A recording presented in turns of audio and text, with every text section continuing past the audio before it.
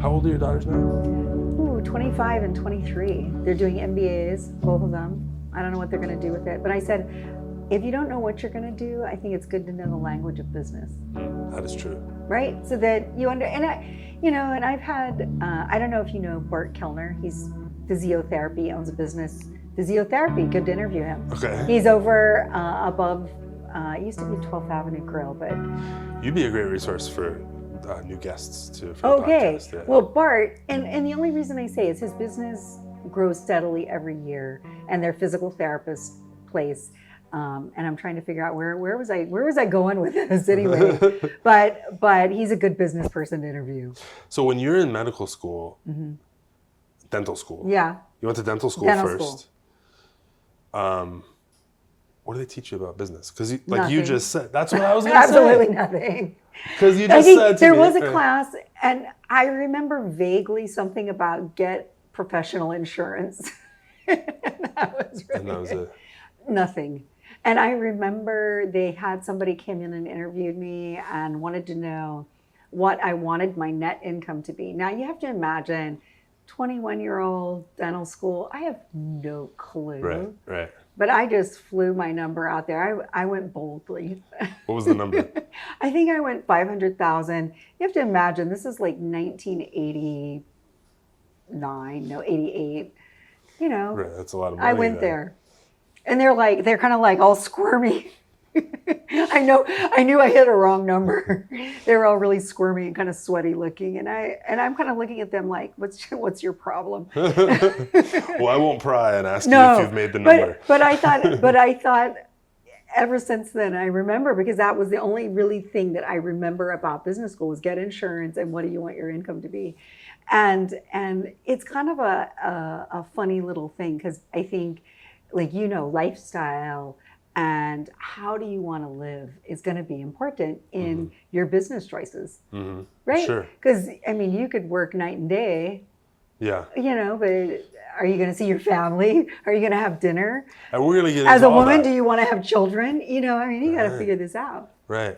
So where are we now, I guess? Because we are in Kahala. How did we arrive here? This is your Kahala office. I started in Kahala.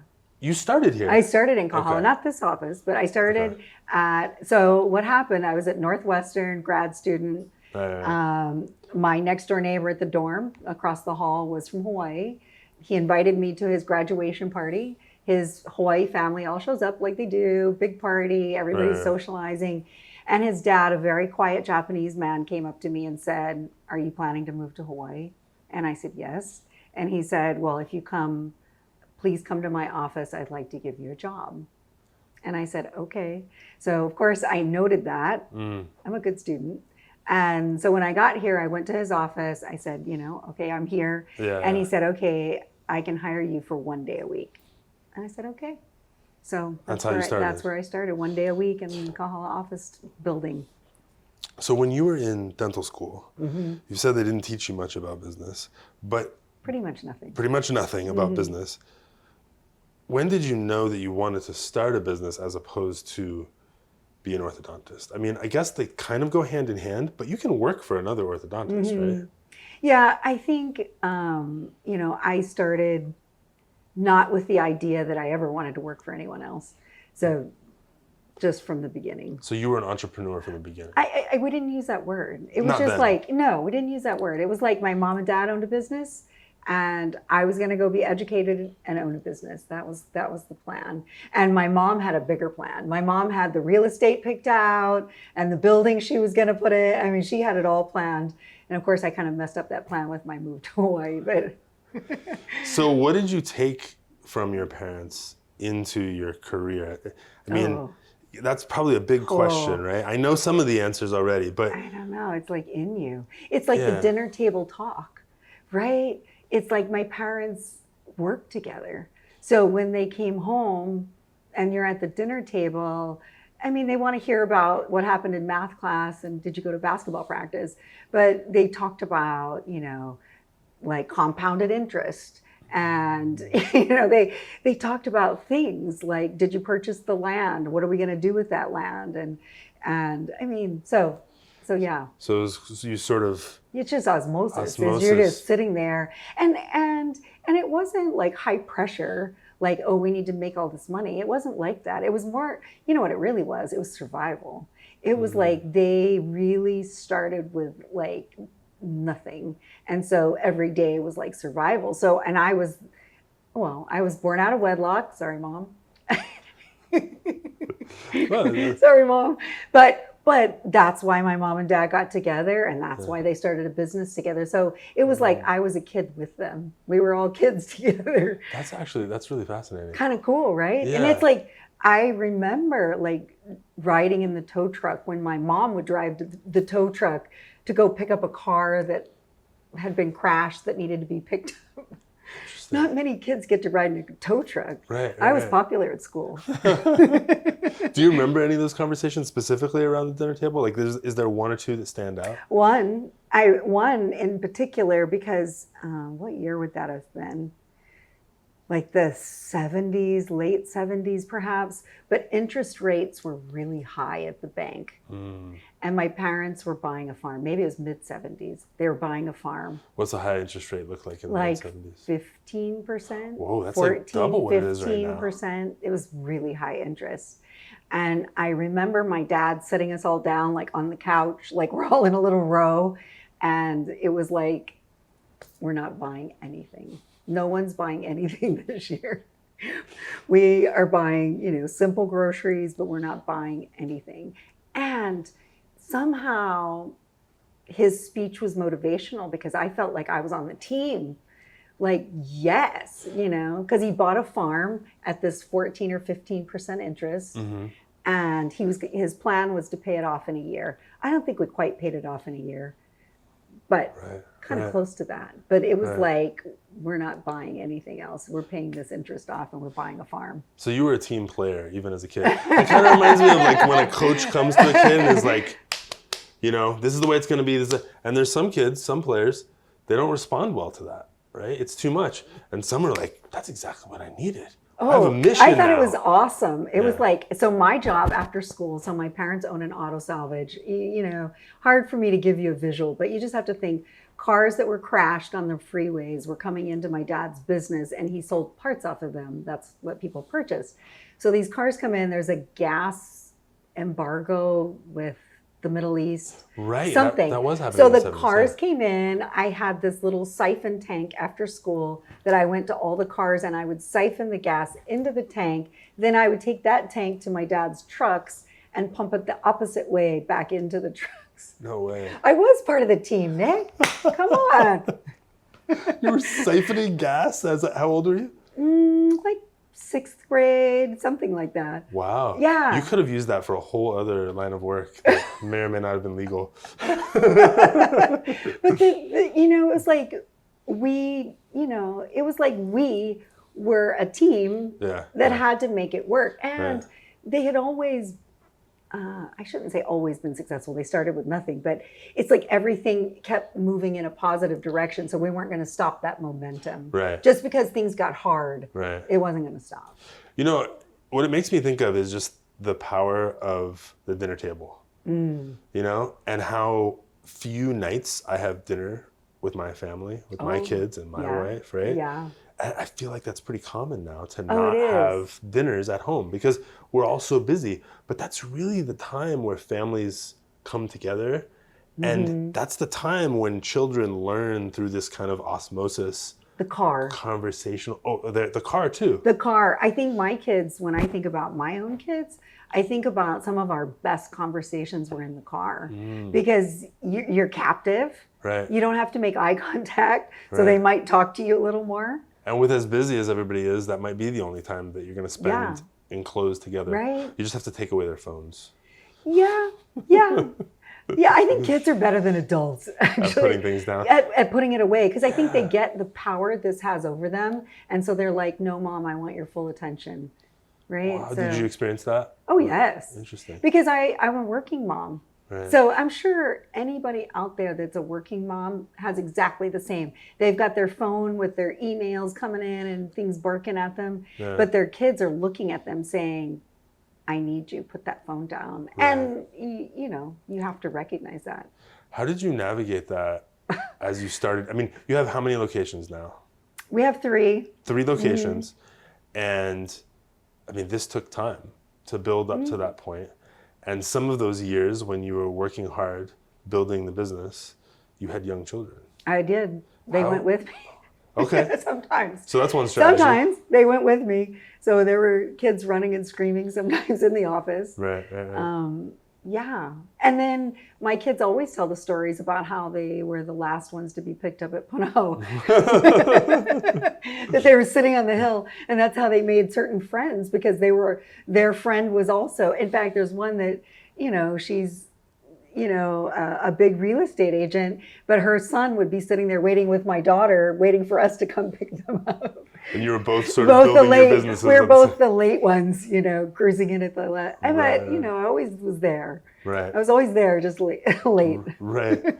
How did that, in that moment when that's happening, how did that feel for you? Did you feel guilty about it, gosh, or did you feel yes. like they should understand?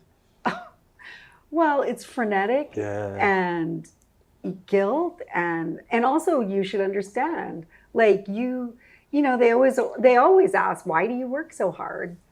And my, of course, knee-jerk answer is so you don't have to change my diaper. But there's many. I mean, they fully recognize they've had the privilege of private schools. They've had the privilege of going to college and being educated. Yeah. So they understand the privilege that's provided them. Right. They understand what it gave them. Yes. But at that moment, when you're a kid, right? You don't have that level of reasoning. Not yet, no. And they just want, and you do. You just have to drop everything, and then you have to get them to bed so you can finish. Yeah.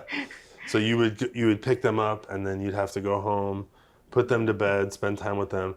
And then what sort of stuff would you be working on after hours? Well, Invisalign I started doing when it first came out. And I was so envious of my male counterparts, because I would ask them, how do you get it all done? Because we see patients all day long. How do you get the online part of our job done?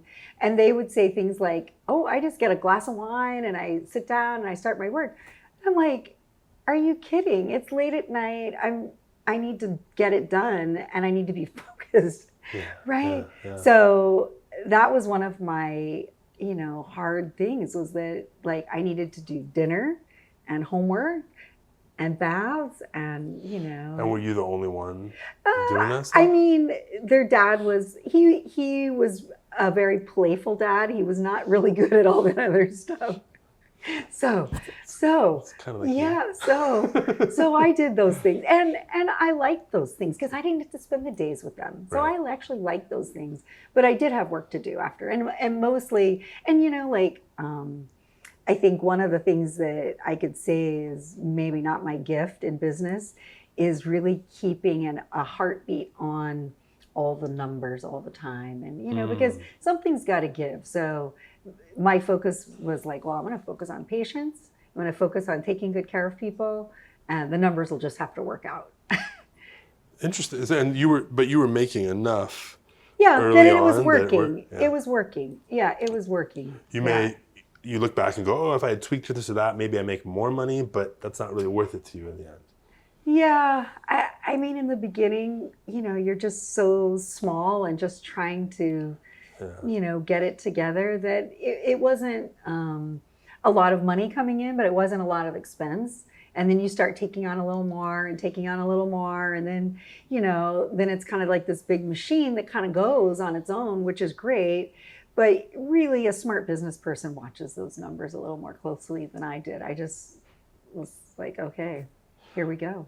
What kind of things, as you began to kind of make a little money, do a little better, maybe your margins increase,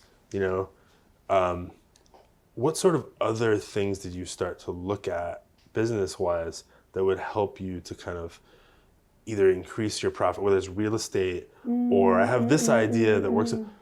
What other sorts of things did you look at? I did all kinds. Real estate was one of them, of course. What was your strategy? Just my first one was I need a home, right? I don't want to rent anymore. I want to buy a home. And So how long did it take from the time you started the business to then buying a home? Oh, like 5 years. And I really was like, true to my roots of being on a farm. I just kept putting money away and kept looking and just didn't spend it on anything except for my business and then just save it. Always thinking about if there's going to be a dry season. Yeah, and I'm going to get this. I'm going to get this, I'm going to find this house. Right. And then, it came along that the prices, dropped and my income had come up. So it worked that way. And I think business-wise, I was always looking at like cutting edge stuff. Like I always wanted to look at it. It was like, what does that mean? I'm new. And then, you go to your meetings and you get really excited about a new product or a new something. And so I kind of got bitten on a few of those. And then sometimes those things work out, right? They say, hey, this will be good for your patients. Or, like one of the things that I did early on is they have this thing called self-ligating braces. It just means that the braces have a more slippery feel, just helps things move easier, move better. And yeah, that really, you could see that really helped to make the patients happier and myself happier. So it helps the bottom line. That way. That makes sense. So when it came to real estate, which is this thing that your mom always had in mind, you heard a lot of talk around the dinner table about real estate and how to do this. What was your strategy in Hawaii for doing that? Well, the first thing is get over the farm thinking, yeah, right? Because the prices are wildly different, and price per square foot, and I think the other part is like I do Missouri math, and I always say that because people will give you their cap rate on like, oh, this property can make a cap rate of whatever percentage. What does that mean? It just means that's the profit margin. So like a good cap rate right now might be 5%. If you had something at 10%, it's just doing great. But I always say I do Missouri math because if I have to go to the bank and get a loan, then I need to count that as part of my expense. So now my cap rate, right. And then if it has plumbing issues, then I got to pay for those. Well, that takes down I might be the other way. Yeah. Right. Yeah. So that's why, it takes a minute in Hawaii to figure that out. To figure all that out. And where am I actually going to make money as opposed to taking so much risk? It's risk. That I'm going to be under on everything. Right. That's interesting. Yeah. But I always, I think of I always wanted my own location because I felt like otherwise you're paying rent to somebody else and I could be paying my own mortgage. Right. And is that unusual for orthodontists or dentists? Do most of them just pay rent? Yeah. Most don't own a building. But you know what I did in Hawaii? That's what I'm getting at. You own a building. I went to my guys that I always look up to. I always say when I grew up, I wanted to be just like them, and I tell them that now. And of course they laugh because, now they're in their 80s and whatever. But I went to them and like, how did you do this? And what did that look like? And they're like, oh yeah, that's something I never regret. Because they own their own properties. Because they own their own properties. All of a sudden, once those mortgages are paid off, that's their property. Yeah. Right? And if somebody else takes the business, then they're paying them rent. Right. So I was like, okay, this is and that's a tough bite, these days because it's expensive, right? But I mean, since how many years ago did you buy the building on Ward? In 2008. Okay. So I called up President Obama and I said, could I take a small business loan?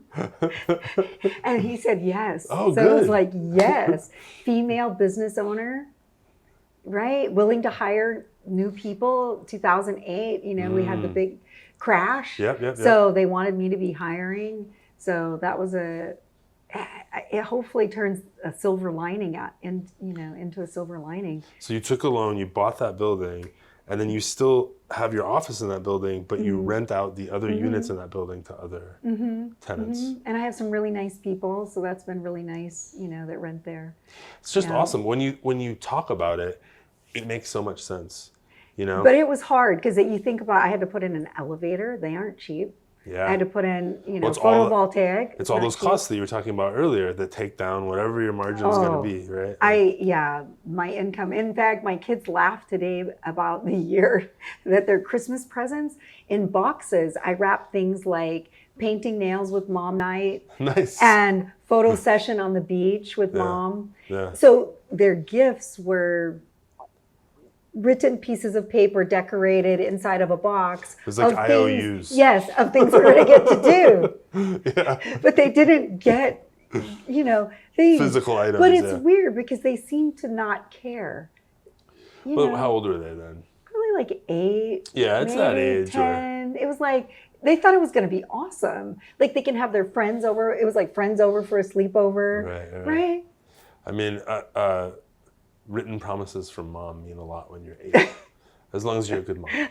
I'm glad that all worked out. That was kind of a funny year. No, right? That's funny. So what, as you're going through all this and starting your business, what are some of the hardest things along the way? Well, definitely staffing, management of staffing, You can't really do anything as an orthodontist by yourself, right? Hard. Yeah. Yeah. I have a colleague in Texas that he does everything like online scheduling. Everything's very online kind of stuff. I don't know how he does it. It must be, but he does do that. But I don't really imagine, he's an outlier. Right. He's an outlier. But yeah, staffing, keeping good staff. I think the thing you learn early on is if you have somebody good, fight for them. Fight to keep them, If you have a good employee, fight to keep them. And if they have like a dream, help them, like foster their dream. I mean, I lost a good employee because she had a dream of owning a bakery and now she owns 3. But I love it because it was like she was really great with me and helped me build a business. And I feel so grateful that she was with me and now she started her own. Right. Right? Treating employees the right way is a really important. It's important. And I think equally important, which I've not been nearly as good at, is when people aren't as great, is letting them go find something that works for them better. If they're not jiving with the rest of the team, it affects your team, number one. It affects you because it produces stress. And it doesn't, service the person that's not fitting in so well either. So let them be free and go, right? How did you grow early on? How did you kind of get the word out that you were around as a business? Well, I told you about the man that hired me. So he had a pediatric dental office. So that starts, and then little bit by little bit, right? Yeah. And then back in the day, we did a yellow page ad. Oh, wow. And, I put some artistic thought into how that, what are people looking for? So it really is word of mouth. And I think every small business owner knows this. It's people. Right. It's always people. So treat people right, and hopefully they go tell their friends at the soccer field. Yeah. Right? Yeah. So word of mouth. Word of mouth. Based on the way you're treating your customers, people, your patients. Yeah. Yeah, that's the best way to grow. But don't you think any business you go to, if it's a coffee shop, it's like, I like the way they... Yep. No, it's true that word of mouth is the easiest way to grow. It's also true that you can really do bad things to your reputation through word of mouth. So I think it goes either way, right? It's the easiest way to grow, and it's the easiest way to have a bad reputation. Well, and that's where, we're held to the standard, right? Yeah. It's like you have to always treat people right. And, you may not agree with people, but you want to feel like that they left feeling like you did a good service or that you cared about them. They may not always be happy, of course, but, feeling like that they were taken care of or heard, I think is important. Right. So as you start to scale a little farther and open up like a second location, what are some of the difficulties with scaling the business? You're like, let me write you a list. Like you can't be in 2 places at one time. Yes. But you didn't hire another orthodontist immediately. Yeah, no, I didn't. I didn't have enough money to hire anybody. Right. Right. And So why did you open a second location? well, because I was working inside of an office and he gradually let me get to 3 days a week, but I wanted to be full-time. So my second location was Mililani. Oh, Isn't okay. that? So I went out to Mililani. I had read somewhere or heard on NPR, I'm not sure, that Mililani was like this, #1 community. Right. So I'm like, hey, I think that's a great place to go put my, Right. hang my shingle. And it sure enough is, Mililani's a great place. So I went there. And then I got enough monies together that I could actually build a business in Ward, but not the building you're thinking of. I was actually in the Honolulu Club building. Yeah. Yeah. So, that's right. You told me that. You were down the road from your current spot on Yeah, Ward. in the Honolulu Club building. So, but the onus for opening another location is at some point you see that the only way for you to make more revenue or more profit is to have an additional place because you need to be able to accommodate more patients. Is that true? Think about humans. It's like we don't like to drive or go. We want to be in our neighborhood, right? So I'm already was in the Kahala neighborhood. Right. So pick a new neighborhood, right? So that people will come to that neighborhood. So right? That's interesting. So for orthodontists or your field, it's like people want to stay close to home. I think that's correct. We're all like that. Yeah. I mean, it's like if it's close, that's better. Yeah. Right? If there's a location close to me, that feels better. So you open up a new location, and for you, that's a whole new market. It is. Yeah. Yeah, it's a whole new market. And it's funny to think about it that way. It's a different population, and yeah. It's fun. I mean, it seems obvious, but at the same time, the island is so small. But, the funny thing about Oahu is we all really, even maybe more than the mainland, we stay in our neighborhoods. We do. Think about it. I have people in Kailua right now that are telling me, why aren't you in Kailua? And, quite frankly. It's like, why don't you drive over the mountain? Well, quite frankly, I'm just trying to figure out how would I do a Kailua location. I mean, I've hired another orthodontist, which is great. And, she and I work really well together. But how would I do a fourth location? And how would that ever work? What's the answer? I don't know quite yet. I actually bought a building there and I was going to put an office in. And then somebody made an offer I couldn't refuse. So I sold it. So, so now I've got to figure out, so how do I do that? That's really, you're just constantly sort of taking shots and taking risks but you're not just thinking though, because you bought a building. I did. And then you sold it. I told you, I went big from early on. Apparently. It's like, I don't know where, I guess, I like the thought of ownership. Well, I like the building and it's kind of weird. My computer guy wanted to open his business in that building and he and I were kind of close. And he said, come look at my building I think I'm going to purchase. Yeah. And I went there and I looked at it. I'm like, this is a great building. And then he called me and he said, yeah, I didn't purchase it. I'm like, you didn't? Can I? Let me? No, and I asked him and he said, yeah, it didn't work for me. I'm like, okay. Yeah, I think I spend a lot of time just thinking about things and not taking action, especially when it comes to big stuff. Yes. Do you have that problem at all? It doesn't seem like I'm the opposite.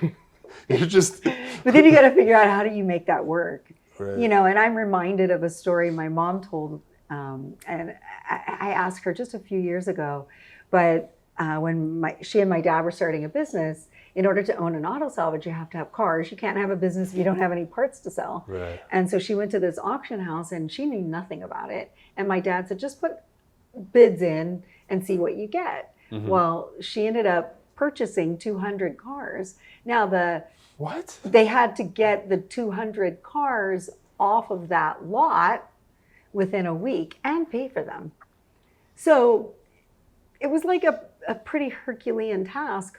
But, and of course I went with her at like 4 a.m., like hop in the truck, here we go.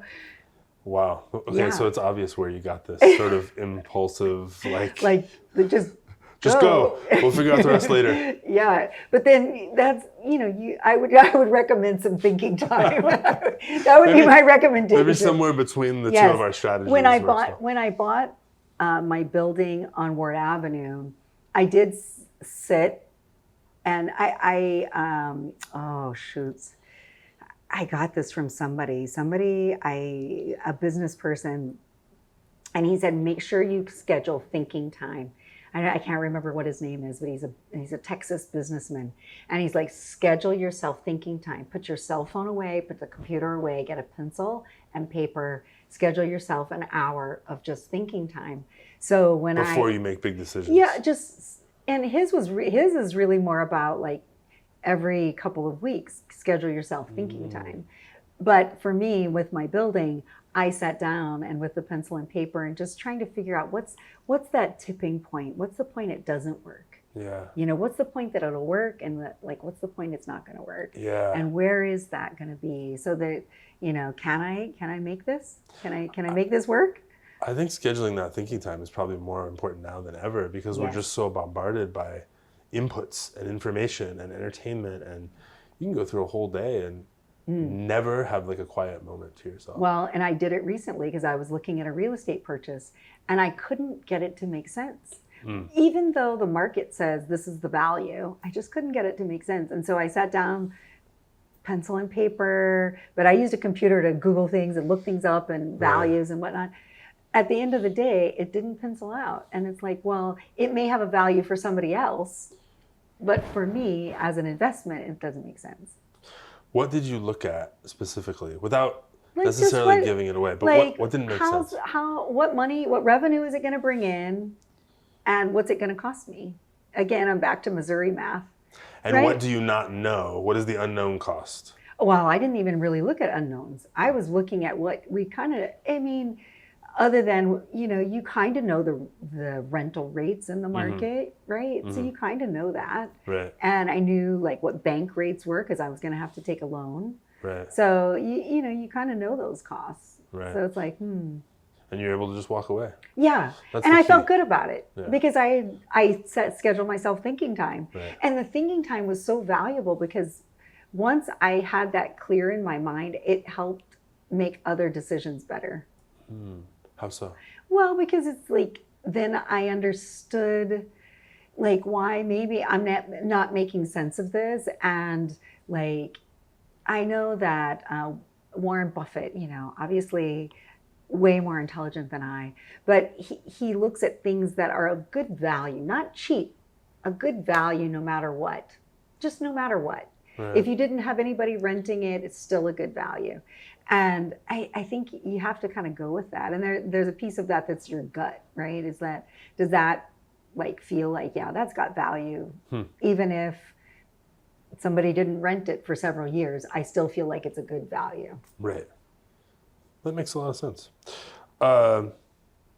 What's kind of do you feel like Caswell Orthodontics has a unique place in the market? I hope so. We better have. Yeah. We talk about it all the time, the culture. What's our culture? What's the differentiator? Is it culture? I think the culture better be, you better feel friendly, you better feel heard, that your opinion matters, you know, that as an employee? Well, as an employee, as a patient, that just should be the vibe when you walk in.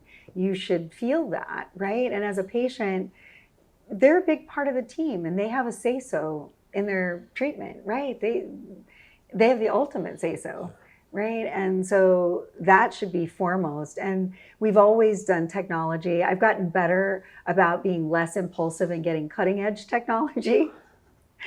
That's one of those things where you're just buying. Yeah, and so now I'm better about like, let's let somebody else be on the cutting edge of that, and then let's look at it again a few years later. Right. Yeah. What about? Okay, this is a fun one because I get all kinds of answers so far on this podcast. Are you an organized person? I think there's this feeling that like, if you are a business owner, you have to be very organized. And I've gotten the opposite answers half the time, where it's like, actually, I'm not organized at all. I'm just going. I'm just working. I'm grinding. Are you very organized? Wow. I would say I'm so envious of those organized people. I look at them and think like, oh my God, they've got it all together. Like their systems are all working and their desk is neat and their workspace is beautiful. Right. But I'm going quickly. Yeah. And so there's messes along the way.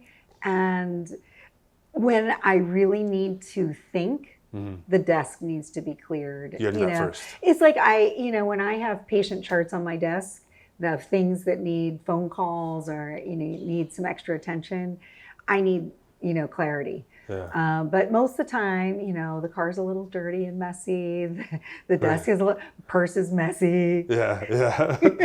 Well, do you have like a schedule for your week outside of just when you need to be at work or when you need to be in the office? Or do you just kind of wake up and go, all right, here we go? My plan every day, I wake up early. I'm an early riser. What time? So, well, it's kind of embarrassing, but I get up at 4:30 every 4:30. day. I've heard this from others. So. Okay, I'm a 4:30 kind of girl. Because at 4:30, I feel a little bit like I got it. I got it. So it's not hard for you to wake up at 4:30? No. Oh, no. You just get up? No. Because I go to bed at like 9. So 9 to 4, yeah. I got it. Right. And it's like, the morning has clarity. Yeah. I can prioritize what I'm going to do to that day. I don't make a physical list most of the time. I mean, sometimes I do, but most of the time it's in my mind. Right. But a list of like how this day is going to go. Right. And yeah, I've got to start. You got to get going. And then from there, it just goes. It's like a river. You're just in it. Bang, bang. Yeah. It's like paddle on the left, paddle on the right, I feel that way too about my day a lot of times. Paddle. It's so important to be able to have a plan B or make a plan B up on the fly. Yeah. Because no matter what you do. You can have the best. I have a consultant, oh my gosh, she spent days organizing to the minute my schedule, my orthodontic schedule, which is beautiful. But it's never, ever going to be perfectly like that. And everybody just needs to know that. Somebody told me when I tried to do that, that, battle plans are great, but they never survive contact with the enemy. Right? And that made a lot of sense to me. And I think the other part is, you're like when I start and I'm taking care of someone, I'm focused, taking care. I don't need somebody to interrupt me and say like, oh, I'm sorry, your time's up. Right. Right, no, we're going to take care of them. Right. Right, we're going to take care of it, and then we're going to move on to the next thing. So that seems like a cultural differentiator as well, right? It's like, we're going to take as long as this takes for you to feel good when you walk out the door. That we're taking care of it, right? Yeah. So anyway, I lay out master plans, and they're always a little different. Me too. My staff might say chaotic at times. But, maybe I should have asked your staff the organized question. Yeah, because they know that for me, like, if somebody's asking to come into my schedule, they got a pokey wire, they got some issue, and the staff says, oh, I'm sorry, we're full today. I really have a hard time with that. If somebody's having a problem, I sleep well when I know they came in, I took care of it. It didn't take me long. If I can make their day better and it's a skill set I have, that's good. Right? We high five and then, good. What do you think your number one key to success? Because you're mentioning some of these cultural differentiators for the business, but like at this point, you're pretty well established as a business. Things seem to be going pretty well. If you just had to name one thing that was like, this is why. Was it because you worked these really, really long days early on? Was it your value system? And by the way, I just made up this question right now. This wasn't planned, but just as you're talking, I'm like, what do you think the one thing is? Wow. I think I've said it over and over and over. It's like how you treat people, period. It's like whether it's on the phone, on an email, through a text, face-to-face, in the chair, it's always like how you made them feel. Like, how did you make them feel? And I think that's at the end of the day always going to be it. You have to put some energy. It isn't going to always come naturally. You're not always going to feel that. And there's a way that you have to learn to do that and feel good about it. Yeah. Right? Yeah. No, that's really good. That's kind of the through line is treat other people well. It's about people, whether it's the patients or the employees. Vendors. Vendors? I mean, vendors, they come to you, right? So when they come to me to sell a product, if I call them and say, hey, this product is failing or isn't working, I want to work with the vendor that says, hey, let me get that to you. Let me fix that right away. Right. So it's you want to reciprocal. reciprocate that. Yeah. Right. It's like, it's not just a one-way street. Yeah. That makes a lot of sense. Did you have like ideas about the business that you thought were really going to work? Give me one example. I've had so many. Give me one example of one. I can't even hardly begin to think about, like, just, okay, I mean, laugh. Let's just laugh. But I had envisioned myself as a 21-year-old in a pencil skirt and heels and pearls going through my day. As an orthodontist. As an orthodontist. Absolutely. Right? So but the reality is, I mean, in this tiny little office, we put in like 8,000 steps a day. Sorry, can't imagine it in heels and a pencil skirt and pearls. The heels went in the trash pretty quick. Yeah, and then, COVID, we get to wear the hairnet and the gowns. And so that was a vision. What's been uniquely challenging, do you think, about being a woman? And there's quite a number of female orthodontists, yes, I would imagine. There are. But how many of them are doing business also the way that you're doing business? And there's a few. You'd be surprised. There's a few. So I think I wouldn't be surprised. No, women are powerful. Hey, have you been watching March Madness? Come on. These women are fierce, right? So is They're that something? fierce. Do you just not look at it that way? I don't think much of it. But I'll tell you a funny story. Is one of the very first Invisalign conferences. Now they're huge, the Invisalign conferences. And, I still feel grateful to be in the top 1% in the nation and still get called into these private little meetings and, on and on. But initially, the meetings, I think their first meeting I went to maybe had 500 people. That may be pushing it. It might have been 300. But I sat down in the room, a man sat next to me, and he's telling me all about how he does his mechanics of tooth movement, and I was like, listening, yeah, okay, good.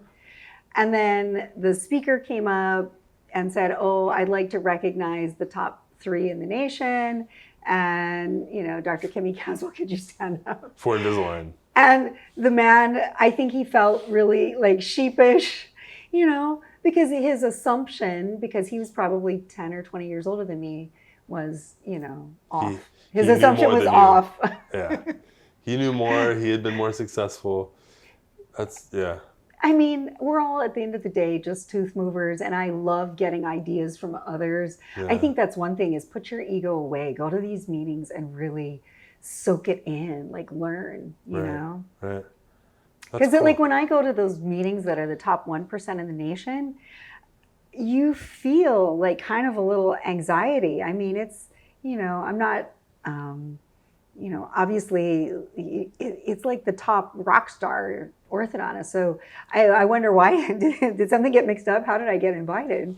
Right? And you feel anxiousness. So I had to change the way I think about it and like, no, I'm there to learn. And this is going to be awesome because they're going to teach me, this great stuff.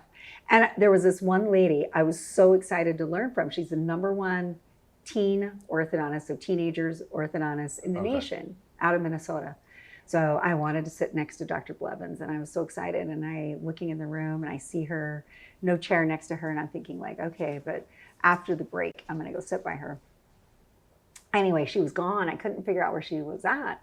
At the end of the day, she came back, and I said, where have you been? She had a panic attack because of the anxiety of the room and had to go to the hospital and then came back. Talk about a fierce woman.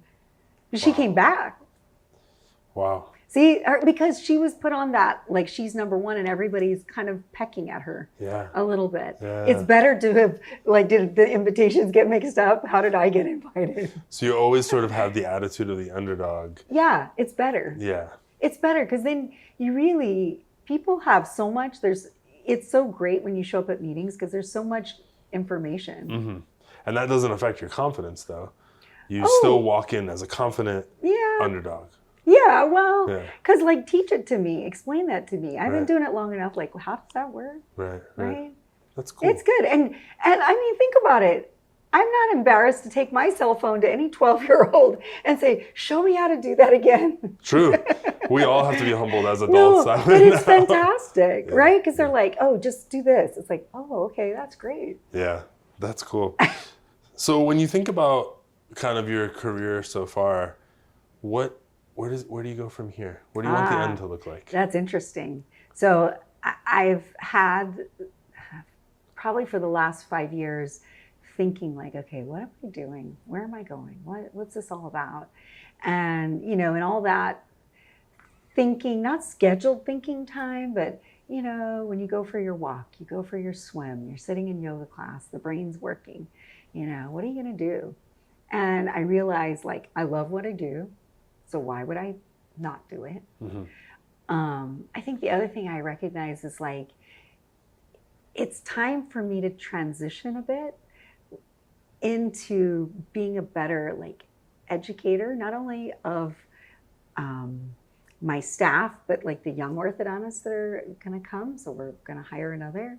Mm-hmm. So it's transitioning. I don't know where the exit is. There's an exit for sure. You know, there'll come that time. I think of, again, if I go back to those men that I wanted, you know, that I looked up to because they ran their businesses and owned their own buildings, and you know, they transitioned late, much later than their other colleagues. So I think I'll look like that. I think so. Maybe the pearls and heels will come at the end. Then you can do whatever you I'll want. be sitting at the computer though. With heels on. Yes, and sitting at the computer. But yeah, awesome. but I think when you transition to educator, you know, and not educator in the university type sense, but in the office and making the business better that way, I like that. So that's what I see my role is. Still, you know, at this point, I'm still deep in, you know, all of the patient care, and I always want to be in that. But I think helping teach and groom the new young orthodontists to be, you know, good with taking care of people. They'll have good skills, Right. yeah, but good with taking care of people. Putting people first. Yeah, like what Across is the it they board. want, and how can we achieve that, and Yeah. can we come to, you know, a place where, you know, we're both happy, fulfilled, and you know, that's the ultimate. If you could talk to either a young orthodontist coming up or just somebody who has an entrepreneurial mindset, whether or not they call it entrepreneurial at the time, what would a piece of advice you would give them? Oh, you know, honestly, I've seen some really fantastic entrepreneurial young people. I mean, all kinds of ways that they're making their way. So I don't think that, you know, they have the technology skills, they're educated. I think it's like never lose sight that it's a people business, right? Just never let that out of your sight. No matter what you're doing. Don't get too far removed from the actual patients. Because there's, you know, I know that my husband and I have that talk about like, you know, a business that just runs on its own, or like, you know, really being in your business every day. And I think there's a sweet spot. I don't think you can be fully out, but you can't be doing everything. You've got to delegate some of this, right? So there's a sweet spot in there, right? So maybe a young person would be also to tell them like, learn how to delegate. You know, educate your people, delegate it, and you know. That's awesome.